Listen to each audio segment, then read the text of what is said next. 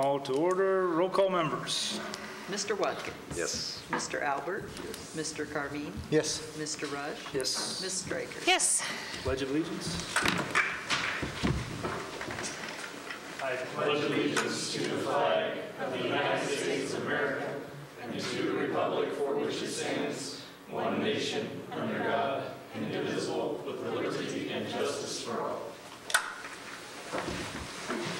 Okay.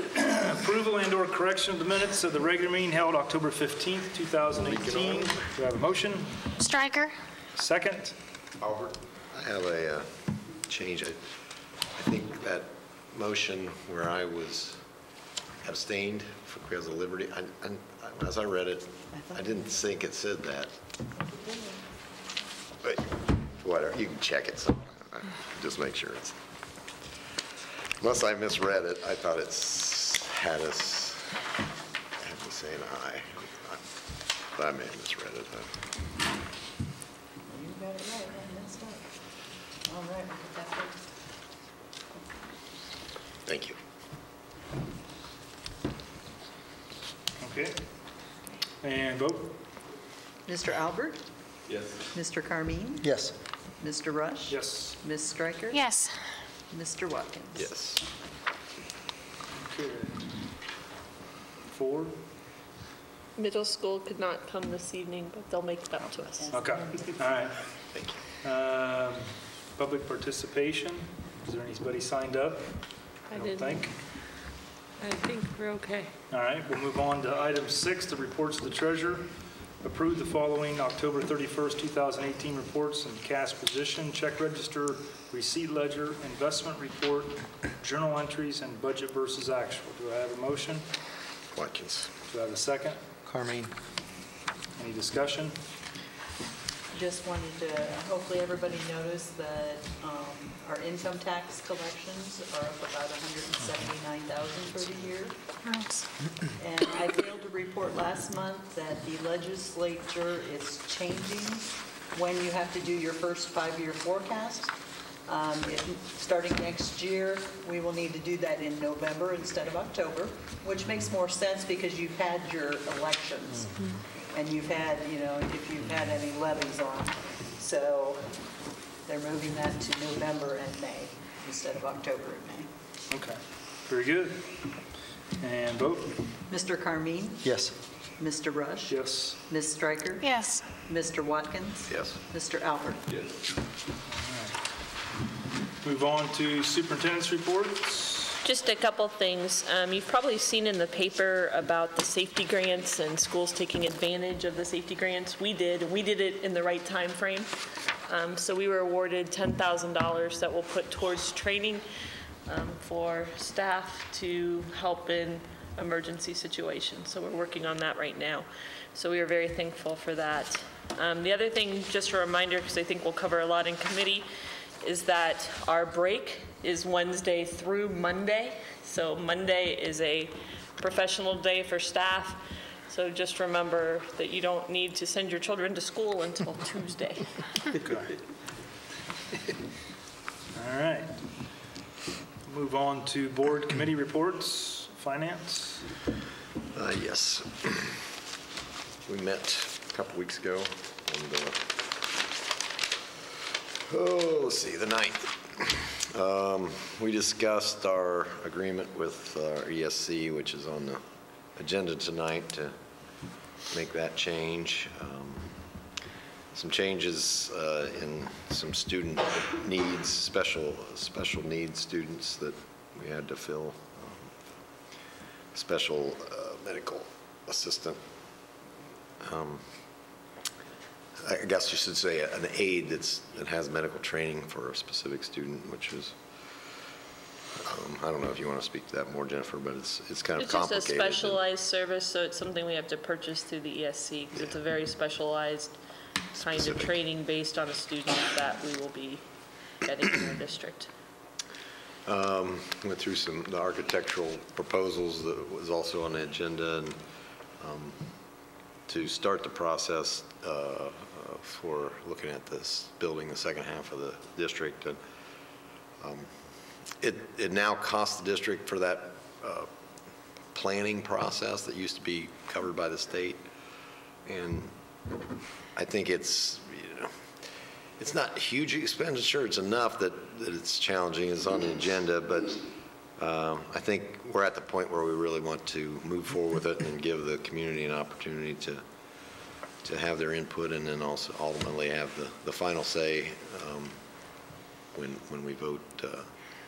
When the timing comes up and the bond issue comes up, that's when the community really has their final say on it. So it starts that process. Then there was just a couple other things, a routine radon testing we do in our buildings, and also we're looking at whether it makes financial sense for us to have our own refueling facility at the bus garage. Looking at the numbers, the preliminary numbers we had, it probably makes sense to do it if we can get the right details on the facility, what it has to, what that tank, how it has to be set up to meet the requirements for containment and the fire marshal safety requirements. So those are the main things we worked on. Okay, thank you. Facilities? Facilities, we actually had to reschedule because that was the morning of the ice storm. So okay. we were scheduled for the 13th of December is our next Okay. meeting for that one, Mark. Good, good. Extracurricular? Sam? Yes. A lot of good things going on with the fall sports schedule. Girls cross country, regional qualifiers as a team, first time in school history. Boys soccer sectional championship, their second consecutive sectional championship. First district championship in school history, and then they finished a regional runner-up first in school history. Girls soccer sectional championship, that was also first in school history. A lot of individual awards for boys soccer, girls soccer, boys golf, volleyball, football. I'm not going to go through all of them. Coach Jamie Bartlett was elected head coach of the year. Jordy Martin was selected assistant coach of the year. Landon Bartlett was player of the year in the WBL and was also district player of the year. And then Jaron Sharp was offensive player of the year for football. Okay, great. Good job, all those Successful fall athletes. season. Yeah, really good, really historic, so good. All right, Career Center? They had some policy changes. They're working on those. Also, this kids went to the National FFA Convention. We had 3 alumni who actually received their, I just lost it, their American FFA degrees. And then the Allied Health Program, Mrs. Purcell reports that all students have finished their first 9 weeks and are doing well. All right, great. Okay, policy, Doug? Yep, policy did meet, I believe it was last week. The basic discussion that we were talking about there is with the new athletic facility, kind of getting ready. We want to make sure that we review the rental agreement, I guess, to make sure that we get that included, and some of maybe the other buildings that were not covered in the history. We want to make sure we get that covered. And then Jennifer already had mentioned, we talked about some of the safety situation with the money that we received. We're going to kind of hopefully do something with the safety. Yep. We actually created a safety Yeah, committee. the So, I mean, we subcommittee. had one technically, but not one that was meeting regularly. And so we created that committee, and I think that will be powerful for the district to help. I think it's a great idea. Yep. Okay, thanks to all. No old business. New business, personnel items 10A to 10I. Let me see what's on here. All right, do I have a motion? Watkins. Second? Stryker. Any discussion? And vote. Ms. Stryker? Yes. Mr. Watkins? Yes. Mr. Albert? Yes. Mr. Carmine? Yes. Mr. Rush? Yes. Okay, item 11, authorizations and resolutions. We have 11A through 11E. Do I have a motion Albert. and a second? Watkins. Any discussion? Let me walk you through some of these a little bit, just so that we understand them. Yep. I just have to see which one's in which order. So, we, right now, are with the Auglaize County Educational Service Center. We are currently taking all but 2 services with Midwest Regional, Educational Service Center, Midwest Regional. So what you're going to see in 11A is prior to January 1st, 2019, we have to pass a resolution to leave Auglaize County ESC. And what that means is we get some state funding that goes directly to the ESC. So right now we get no discount at Midwest because they don't get any of our state funding. So once we join the ESC, we'll become a member, and then those costs will go down. So that's a bonus with those pieces. So 11A is that resolution that we need to change ESCs officially, and then Tracy will do the letters notifying Auglaize and Midwest of the change. So that's what that one is. I think 11B then would be the agreement to join Midwest Regional. So that's just the opposite. So we're agreeing to join them as of July 1st. So we're through Auglaize to the end of June, then in July 1st, we enter into an agreement with Midwest Regional. And the way things are structured right now, it's every other year. So you're basically committing for 2 years. 2 years. So I think it's going to be a great partnership, and they're providing very high quality services to us. So happy about 11B. Okay, 11C is what Mr. Watkins referred to, where we had to purchase a specialized service. And then 11D is we did a request for architects to submit to do small projects, and that's what it included. We had passed that. We reviewed all of the applications that were submitted, and I'm asking that we choose Garmin Miller. That's 11D. And then, assuming that's who we approve, everything is good, then 11E would be the agreement with Garmin Miller to do design services. So what that's going to really mean, if you go back to 11D, is they're going to start master planning for us. They'll reassess that our buildings that we currently have, grades 7 through 12, they'll make sure that, it's in our best interest to renovate or to build. They'll start looking at master planning about how all those pieces work. It will go into designing the building and then putting a cost to it. Once we get that cost, that's how we determine how much money we need to go for in a bond. Remember, OFCC, we're on a waiting list to get funding. So we're going to wait for OFCC to secure the funding to guarantee it. Once that happens, then we can actually go for a bond issue to do the new 712 facility. I'm guessing that Garmin Miller's going to come back and say the same thing they did 10 years ago, and that it's better to build new than to renovate current facilities. But that will be part of this process.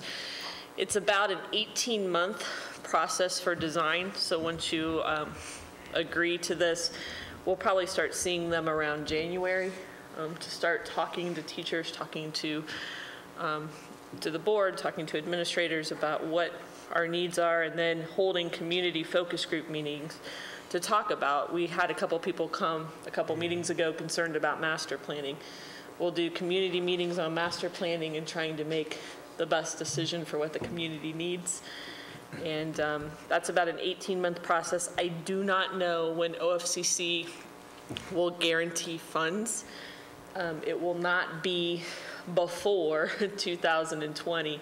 It's probably going to be more around 2021. So you can see we have some lead time before that money's secured. Once that money's secured, we have a certain period of time to secure a bond on our side, and then the project would begin. So we're years out from actually doing anything, but we need to get together as a community, as a Board of Education, as a school district, and figure out what we need for our students 712. It's the planning process.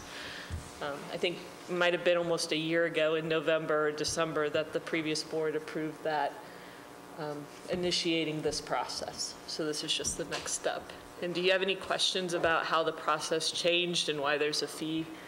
Mr. Watkins had referred to it. I can kind of give you just a little bit of a snippet about it just so that everyone's on the same page. So previously, when you passed a bond issue, the architectural services were free for design. The problem was they did all the work before the bond passed, and some districts couldn't pass the bond issue. And so there was this problem where architects were losing money, essentially, because the school district might not be able to come up with the funding. And so they restructured to say that the pre-work is a responsibility of the district, and that's the piece that looks different than our elementary school project did. So when we did our elementary school project, it was all encompassed in our total bond issue, even though the work was done before the bond issue was passed. So that's why those things have changed a little bit. And there's some other rules that have changed, and we're working through them, but we're at a huge advantage. This $25,000 is not what typical districts pay. We're a veteran district when it comes to building and planning. And so there are many things that we can shortcut, and Garmin-Miller will reduce the number of hours we think we're going to need them based on our experience. And we had a very positive experience with the elementary school. So do you have any questions on any of those resolutions? They're a lot, and they're all in one motion, so if there's something you're uncomfortable with, we can pull one out and do it separate if we need to. But also remember, we need to pull them out in the right order. So you can't pull out one and leave one if it affects another. That's just to be clear. Okay. Thank you, Jennifer, for that. Vote, please. Mr. Watkins? Yes. Mr. Albert? Yes. Mr. Carmine? Yes. Mr. Rush? Yes. Ms. Stryker? Yes. Okay. Adjournment, 7:16. Next regular board meeting will be held on December 17th, 2018, 7 o'clock, this location. Oh, it must be